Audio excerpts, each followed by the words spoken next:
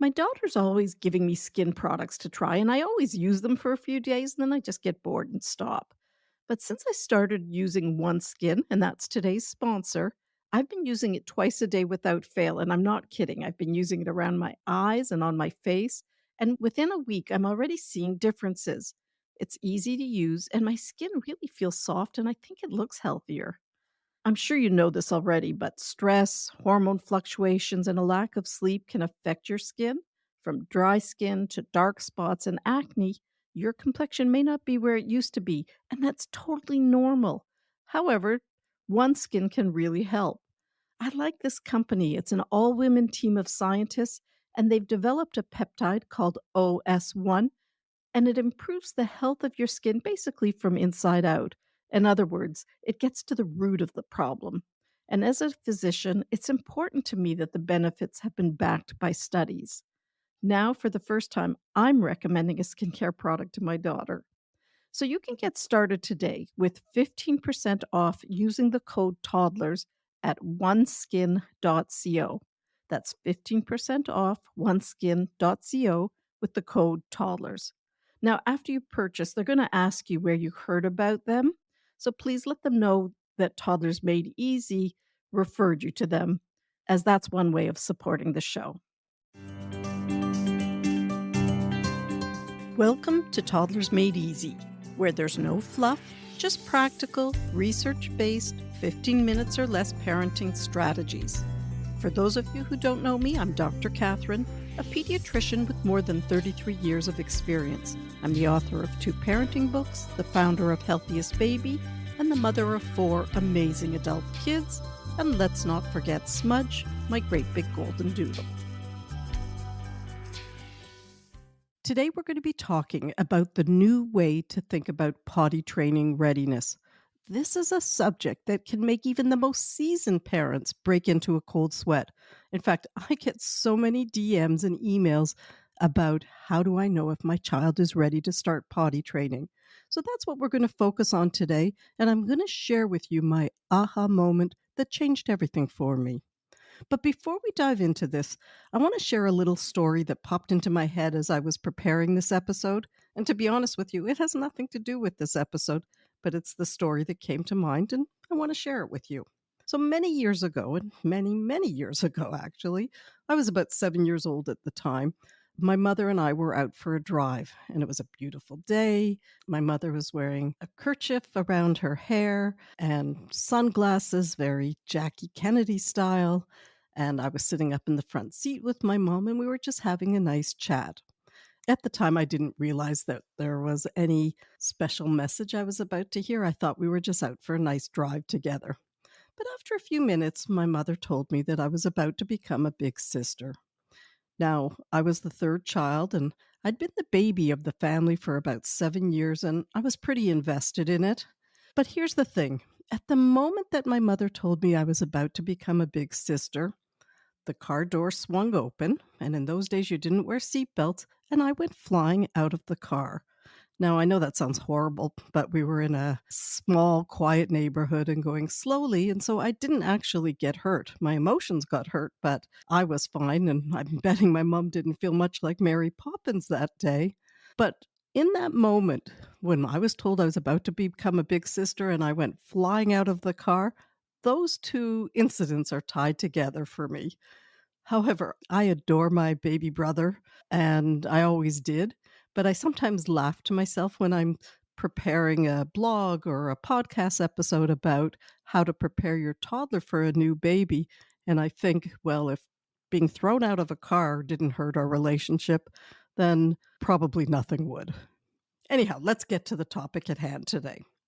So today, again, we're talking about how do you know when your child's ready for potty training? Now, traditionally, most experts are going to tell you to look for signs of physical and emotional readiness. Things like staying dry for longer periods, showing an interest in the potty, or even expressing discomfort with dirty diapers. Here's the typical checklist for signs of readiness.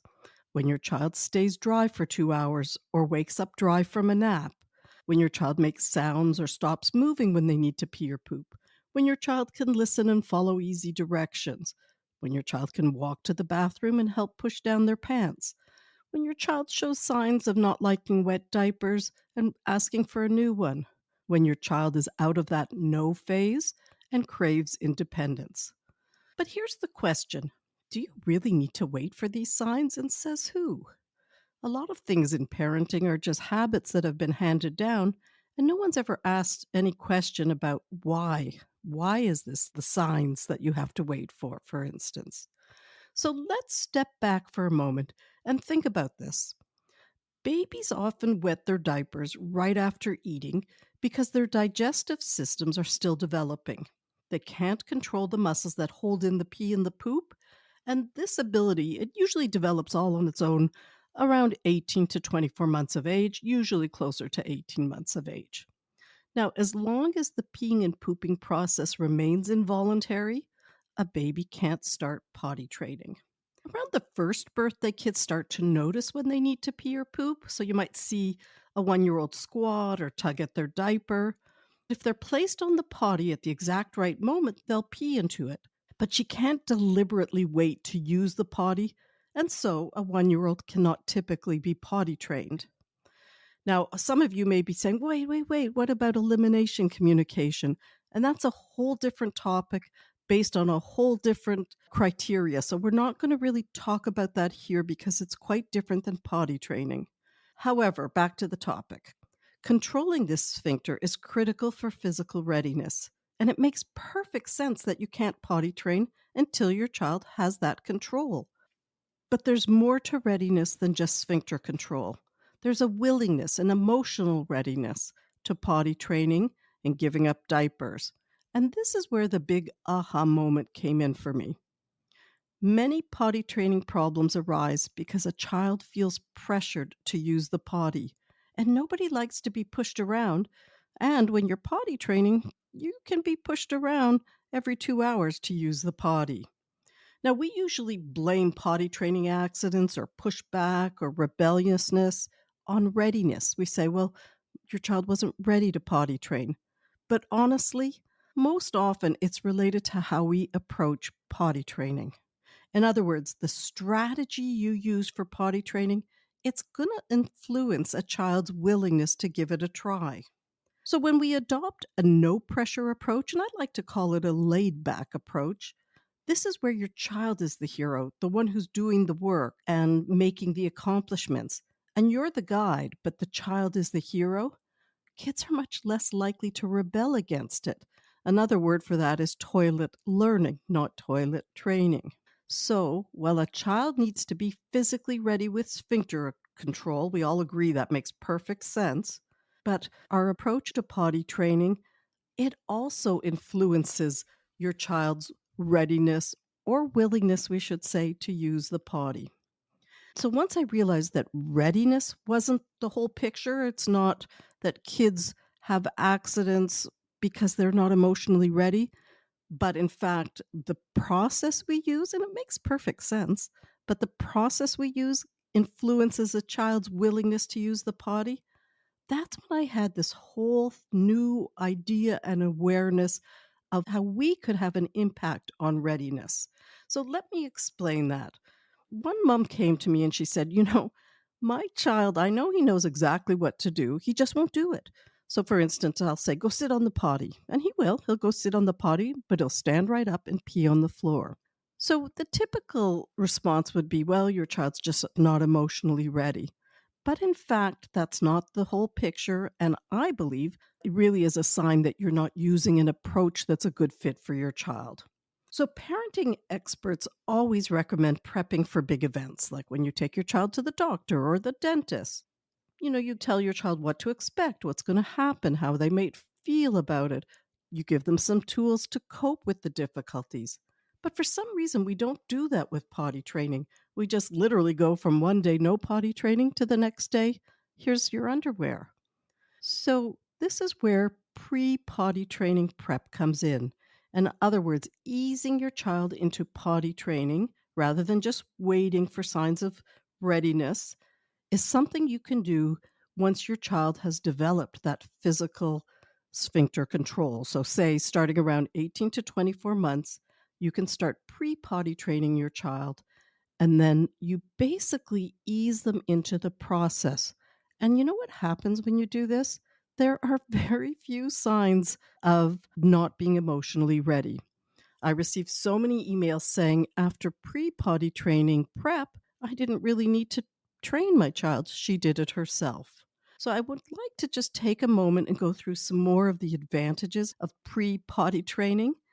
There's really a lot of advantages, but I'm going to just mention a few. And before I even start, I want to answer one question that I get asked, which is how long is this going to take me? Because I'm already drained just thinking about potty training. And I want to reassure you, pre potty training is really just a few minutes a day. We're not talking about a great time investment. And you'll understand that more when you see the details of what goes into pre potty training. But let's just take a moment and talk about the advantages. So, pre potty training will ease anxiety. Knowing what to expect significantly reduces a child's anxiety about using the potty, and it makes the transition so much smoother. It builds confidence. Breaking the task down into smaller tasks makes it much more doable. It empowers body awareness. And the great thing is, your child develops this body awareness before you begin potty training. It fosters independence. It saves time. It promotes comfort. It promotes familiarity with the bathroom and bathroom routines. And it strengthens your parent child bond. So, if you haven't yet listened to the 7 must-dos before starting potty training, that's one of the previous episodes, I'd go back and take a listen. Or if you'd rather, I have a little free ebook, and you'll get the link for it in the show notes, called 5 must-dos before starting potty training. And this is a fantastic guide. It's a very quick read, and it'll give you some very concrete and actionable steps that you could start anytime after 18 to 24 months, and that will ease your child into the potty training process. So let's rehash. Physical readiness is a real thing, and your child needs to be physically ready before you can start potty training. But emotional readiness is a little more blurry, and a lot of the problems that we relate to readiness are, in fact, caused by using a parent led or a pressured approach to potty training. And this is something we can change. We can make our child more accepting of the process by using a more laid back approach and with pre potty training. So please go into the show notes and download your free ebook and enjoy it. I would love to hear from you about how this has worked for you. So please send me a DM over on Instagram at healthiest_baby. Have a great week and keep up the good work.